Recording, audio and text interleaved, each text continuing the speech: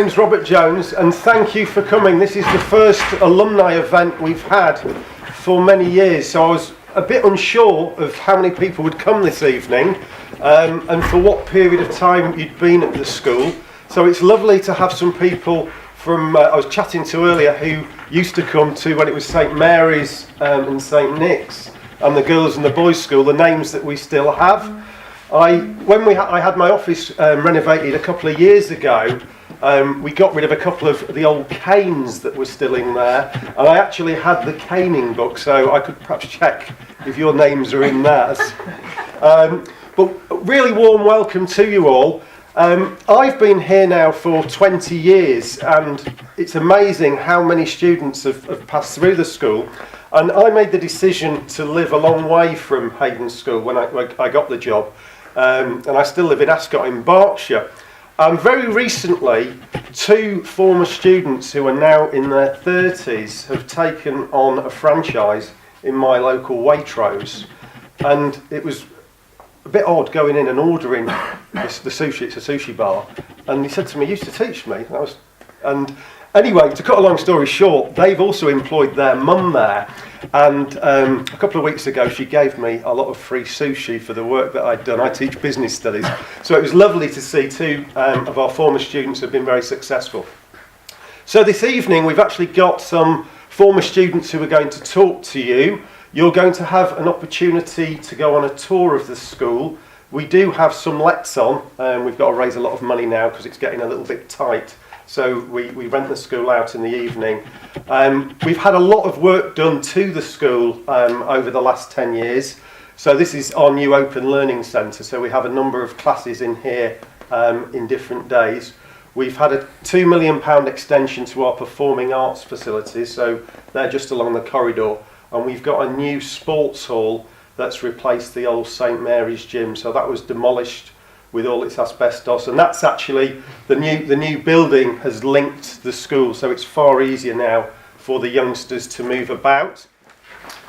Right, you might work out I'm a little bit nervous about this because standing up in front of people at school is never a good thing for me. Sasha sent me an email to say she kind of prompted me on what she wanted me to talk about. I don't know if she was nervous on what I might say. And she just asked me to speak about memories, and as I started writing down what I did at Hayden and when I was at Hayden, I started Hayden in 1985 and I finished in 1992, and I've only got positive memories of this place, and I started to write them down, and I don't know if anybody was here when I was here. It was a long time ago, and looking around, I don't think many of you were. Oh, hang on. Okay, all right. I'm starting to feel a little bit more confident now. Okay, all right. So some of this might bring back some memories. Buying wham bars at the tuck shop. Yeah. Getting free slush puppies from Richard Hurd's mum at lunchtime. No, that was just me. Watching the sixth form review. Every year, going on ski trips, going to Germany, going to America, going to Sussex on camp, and watching my still today very best pal trying to get the process of digging a hole and going to the toilet, and then watching him get it so wrong, but being so proud that he tried. All the sport I played, my pals who are still my pals to this day, and the old sixth form common room, the old wooden shack that we used to play pool and table tennis and make toast and cups of tea when we should have been in lesson.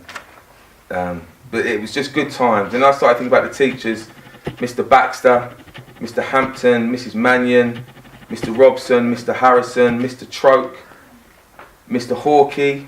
Any of these ringing any? Yeah. Mrs. Guest, Mr. Daly, Mr. McCracken. I'm going at the PE teachers now. Mr. Phillips, Mr. Roberts, Mr. Ryan, Mrs. Harradine. Remember Mrs. Harradine? Used to terrify me. Mr. Woodliff, Miss Clifford. All the boys remember Miss Clifford. Miss Clifford. Yeah. Miss Fraser, Miss Clifford though, man. Miss Clifford. Oh. Mr. Armstrong, music teacher, He was an oddball, wasn't he? Wow, he was brilliant, Mr. Armstrong. There's one that I haven't mentioned that basically what I'm going to talk about is him. Pupil influences. There was a lad called Dominic Mann who I knew from 3 or 4 years old, and he was born with spina bifida. And I grew up with him. We went to Coatford, and then we came here, and we were kind of best pals, but we hung about all the time. He loved life. He never moaned about his condition. He never wanted anything special. And up until the day he passed in 1990, he was a bit of an inspiration for me. So I wanted to mention him. There's a lad called Leon Chant, who, he was a few years older than me. I think the teachers thought of him as a bit of a handful. He was kind of a naughty, tough, mixed race boy. The reason he sticks with me is because I used to get picked on when I first come here. I was only small, big hair, big teeth, big afro, big eyebrows, everything. And he stepped in one day and stopped me getting picked on. And the lads that he gave a polite message to never touched me again, never spoke to me again. So he's always stuck with me. And then there was a lad called Chris Dossett. Chris Dossett. So when I came in the first year, which is now year 8, year 7, he was massive into his rugby. He was a fantastic rugby player, and he gave me a couple of little tips. He kind of pulled me aside, and like I said, I was only a little thing. I was a bit nervous when I was here, and he kind of came in, took me aside, and just spent a bit of time with me on the rugby pitch, and showed me a couple of things. And then he broke his neck playing rugby, and I remember being away from school. It felt like forever. When he came back, the first thing he seemed to do was come up to me and remember me. And he's always stuck with me ever since this day. I've never seen him since, because he would have been, the 5th year so he would have left by now. But it's amazing how people stick with you for doing the good things. There's plenty of people when I went to school that were doing bad things, but they weren't 3 of them. But my biggest influence was Mr. Dobson, and he was the head when I was here. I didn't really have anything to do with him for the first couple of years, but there were 2 incidences where I was, less than good in school. Only 2 incidences. And the first was I was playing football, and I was playing football in what is now it was the St Nick's Hall, sports hall, and there was an area outside by the old St Nick's building. And there was a teacher called Mr. Karambin, who was a Russian guy, old Russian guy, used to play chess every lunchtime. And he kept telling me to stop playing football where he was playing chess, because he was concentrating. And I just happened, I don't think it was on purpose, but the ball went through his window, hit his chessboard, and knocked all the pieces on the floor. And I ran across, so it would have been where are we now? So down the steps that they're still here, that joined the school, into St Mary's, behind the curtain, and there used to be stacked chairs, and I hid under those stacked chairs, and I heard him come into the hall and say some terrible stuff in Russian. I don't know what he said, but he obviously went back and told Mr. Dobson, and I got pulled into his office, and he sat me down. He went out, came back in with 2 cups of tea, and said, "Right, what did you do?" And we just had a chat, and I never did it again. I never ever did it again. So that was the first time. The second time was probably about a year later, and I would have been 13, nearly 14, and I've written down here a non-verbal discussion, because I didn't know how else to put it in this environment, with a fellow pupil who, and I put here, he questioned the heritage of my mum. So it resulted in me just helping him rearrange where his nose was on his face, which, as we all know, isn't the right way to do it. I got taken to Mr. Dobson, and he, instead of sitting me down, he walked me into the staff room, which his office was it seemed like a massive corridor, but it probably wasn't. He walked me across the hall, and then into the staff room, which back in those days the teachers smoked more than I think anybody ever smoked ever. And I had to make him a cup of tea, myself a cup of tea, took me back into the office, and we talked. He asked me what had happened, and we talked. Now, I would imagine many teachers would see the incident and reprimand, which it's fair enough, it's what happens. But the discussion we had probably had the most influence on what I do today with my life. So he found out that I was involved in cricket. He found out the level of cricket I was playing at the time. And back in those days, if you were lucky enough to play county cricket for Middlesex, the games between May and July, before we left for August, the games were all midweek. So we had to get time off school. Now, I know as a dad with my daughter at the moment how hard it is to get time off school because they have to be at school. There's so much information they have to learn. Mr. Dobson could have said to me, no, I can't give you the time off. Now, he gave me a day off every week for 12 weeks. He gave me, I've got it written down here, he gave me 3 weeks off in December to go to Barbados and train with the Barbados under-19 team. He didn't have to do that. He gave me 3 days off in the summer, I can't think how hard it was now, to go to Lords and train with the West Indies team. He gave me the opportunities to get experience in what I was clearly good at. I wasn't very good at maths, I wasn't very good at English, I was terrible at science, but I personally believe he recognised something in me that could be my career, that could be my living. And I started to try and think about what is school for? What is school's responsibility? What was Hayden's responsibility? And my opinion is it develops you for your adult life. It prepares you for what you're going to be doing for, you're at school for 7 years, but you're an adult from 18 until whenever. So, yes, we need to know about Pythagoras' theorem to pass the test, and yes, we need to know this, but actually, do we need to prepare kids for what they're going to do? And if he hadn't have given me the opportunities, I wouldn't be able to support my family now in what I do. And I can never thank Mr. Dobson enough. I can never shake his hand and say, you did this for me, because he wouldn't remember me. And he did it for so many others. So many others. There's pals that I've got now who at school were an absolute nightmare. But they stayed at school. I'm sure these days they'd be gone. They'd absolutely be gone. But they stayed at school and they're now successes. They're not successes academically, but they're successes in the building trade, in the roofing trade. They're supporting families because Mr. Dobson recognised what they could achieve. And in me, he clearly recognised that it was more important for me to go and play these games of cricket than it was to be in RE or in science or for that one afternoon. So I left here in 1992. I was lucky enough to play a bit of professional cricket.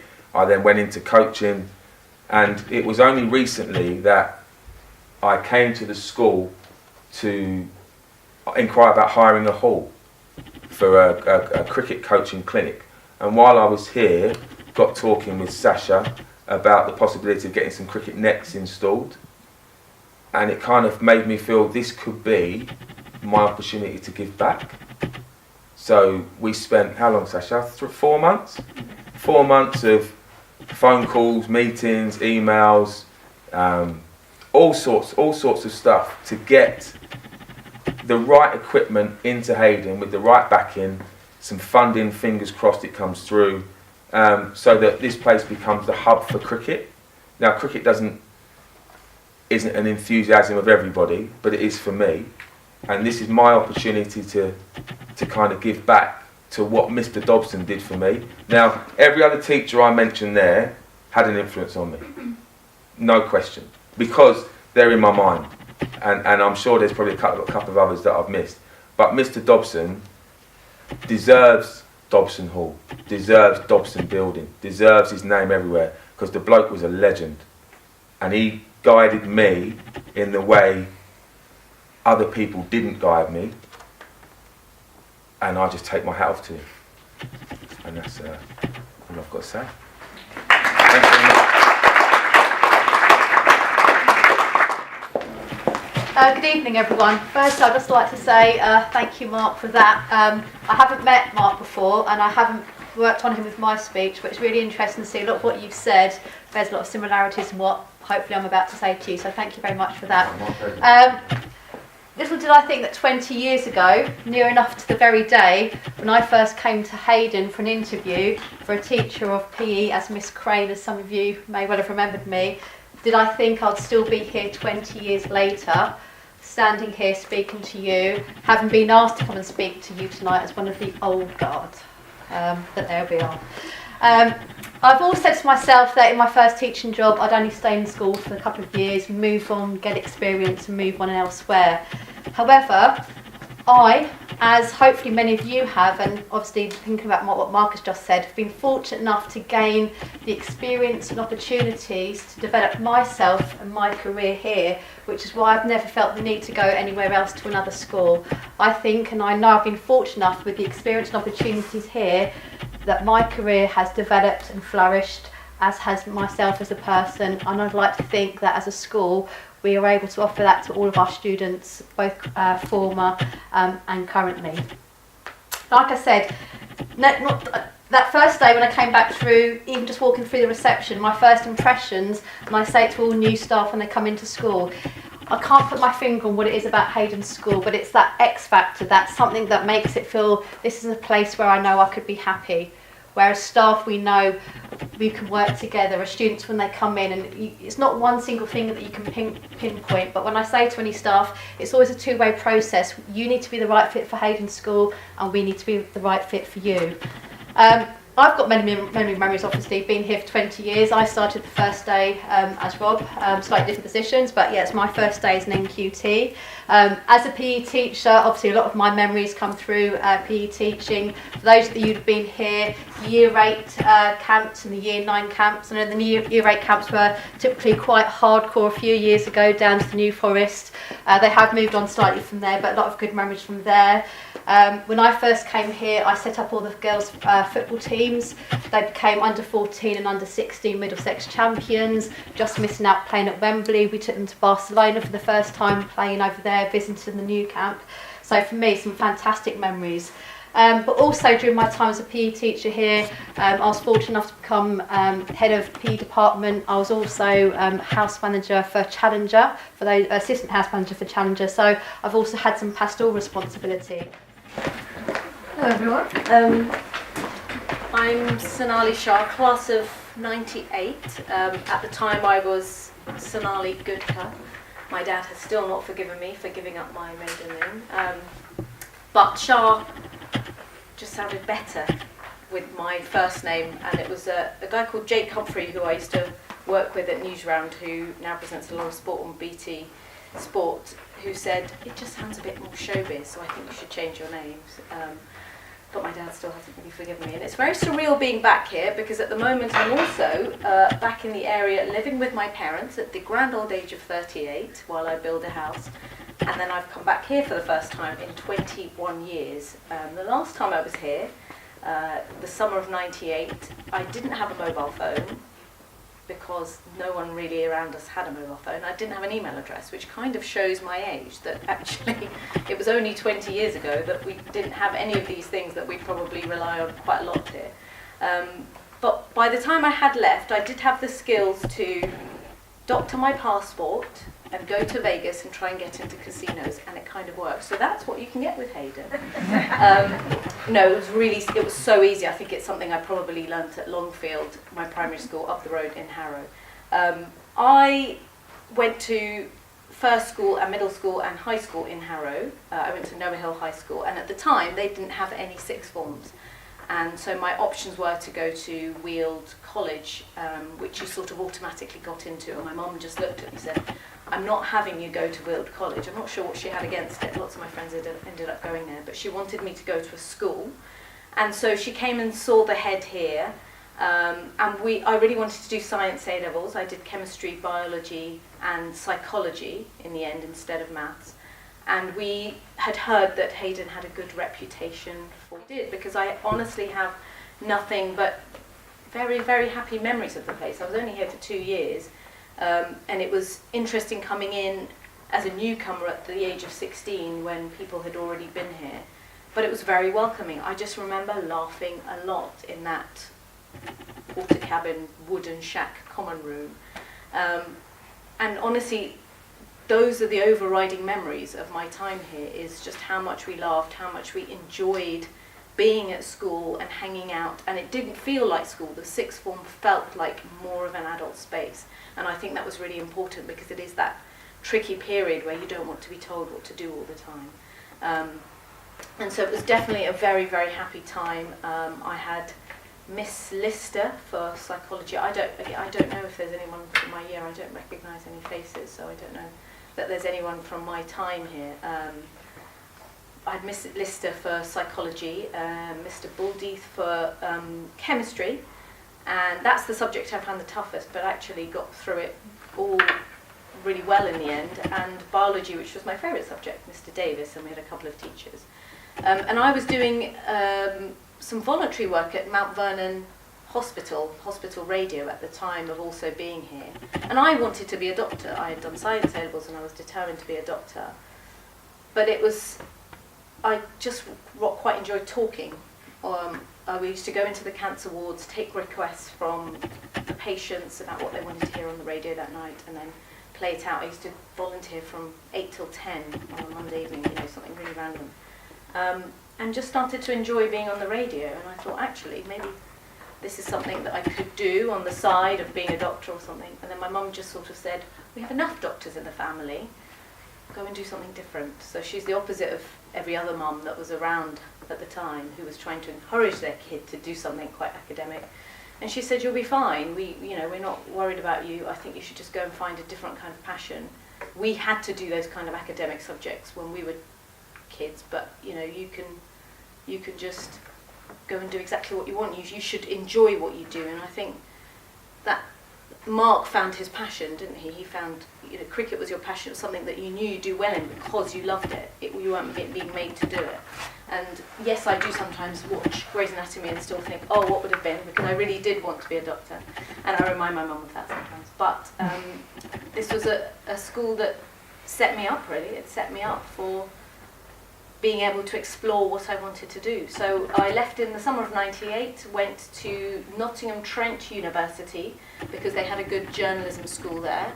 Although lots of people used to say, oh, you didn't go to a real uni, did that mean you failed your A-levels? Especially the Asian people in the area so I used to lie and say I went to Nottingham Uni, not Nottingham Trent University, because at the time people used to judge you. But now, actually, I think what's great is that you can be open and honest and proud of where you come from and where you went. When I first joined the BBC, I wasn't a private school kid, and people really looked down upon that. And now, actually, people are looking for successful people in their sectors who didn't go to a private school, who went to a school like this, and it doesn't mean that we're disadvantaged, or it doesn't mean that you come out with anything less. It's just there are different opportunities, and actually a school like this can set you up for life just as well, if not better, than one of the red brick unis. That's what I think, and that's what I always speak about, that you shouldn't judge people from where they come from, really. Because actually it's a great community school, and that's why my mum wanted me to come here, because she wanted me to be part of that kind of community. So I did journalism at Nottingham Trent University, and then found a job pretty quickly, actually. It was great. It was quite a vocational course, so I found a job at a local radio station in Southall, so I came back to London, called Sunrise Radio, and was the breakfast news presenter there for about 5 months, but it was so horrendously paid. I was being paid about £12,000 for 6 days a week there, which at the time just wasn't great. I mean, it's certainly not great now, but this was in sort of 2001. And then saw a job ad at the BBC for 3 days a week, which paid more, as a business reporter. And so I just went for the job interview, and they said, you can join us for 3 days a week, and I was earning more. And so it was a casual contract, what they call now a 0 hours contract. And I joined the BBC in 2002 and stayed there and built up a career there as a journalist, despite some people turning their nose up at the fact that I wasn't privately educated or didn't go to Oxbridge. But yeah, I stayed a business journalist and then accidentally entered children's telly. Someone called the business unit and said, we need someone young who knows about business. They wanted someone to audition for a show called Beat the Boss, which was their equivalent of The Apprentice at the time. And the night before my screen test, someone called me up saying, we've hired someone who's a somebody and you're a bit of a nobody in terms of telly. They'd hired a woman called Syra Khan, who still presents on the telly nowadays. She was an apprentice she was a runner-up on The Apprentice that year, one of the first years of the show. And actually, I understand their decision. She was someone on telly, and I'd never done telly before in my life. But they then sent a tape that I'd just made randomly walking down the street, as I'd never done telly before. I'd only ever done radio, and I'd worked for 5 Live and BBC World Service. And they sent it over to Newsround, and they were looking for someone. So at 26, so not at the start of my career, I went over to Newsround to host news for kids, and that was quite exciting. Probably some of the best years of my career, because I got to travel around the world. I went to Haiti and Afghanistan and China for the Olympics and for the earthquake. Got to make documentaries about children living around the world. And only really left the BBC when my job moved up to Manchester. So what I've always made a point of doing is sort of trying to seize every opportunity, really. And it was effectively the BBC kicking me out, really, because my job was moving to Manchester. I'm a Londoner and wanted to stay here and wasn't in a position to move. And I wanted to also do something a bit more than children's news. I'd done 5 years at the show by then. It was moving off BBC One, only going on to CBBC. So I thought it was a good opportunity to move, and that was in 2011. So I left the BBC, and I was really keen on presenting from my own home games, the Olympic Games, because I'd been to Beijing, and they were amazing. And I'd been to the Cricket World Cup in 2011 in Sri Lanka, and I'd been to the Commonwealth Games in Delhi, and really got into sport broadcasting, something I never thought I'd do. I was just a sports fan. I'd not played much sport. I danced a lot at school, and extracurricular-wise, never really played team sport, but always watched a lot of sport, supported Arsenal, really grew up on cricket though. I remember Pakistan winning the 1992 World Cup here, so that's when I really sort of got into cricket. And again, it's funny how things come out, because you only really can imagine yourself in a job if you see yourself in that job, and I had never seen myself. We see it now. Gosh, in the last 5 years things have completely changed, but I never knew that someone like me could be a sport reporter. But someone had the vision to someone in fact who lives very, very locally, just in Hatch End. He was my boss at BBC Sport, and he said, well, you can present, you're a fan of sport, we'd like to take you on. And so I hosted the London Olympic Games for BBC Sport, and did a lot of programming for them, and did lots of live events like the boat race and Wimbledon, and all those big kind of national conversation topics, the royal wedding, the first one, not the recent one. And then have gone on to just stay on BBC One. I present a show called Escape to the Country, the property show, which, kind of is big with over 65s really. So I was in Cafe Nero in Pinner this morning, and someone said, oh, I love that show, looking around houses. So it's quite nice. My mum's proud of that. My dad was proud of the Cricket World Cup.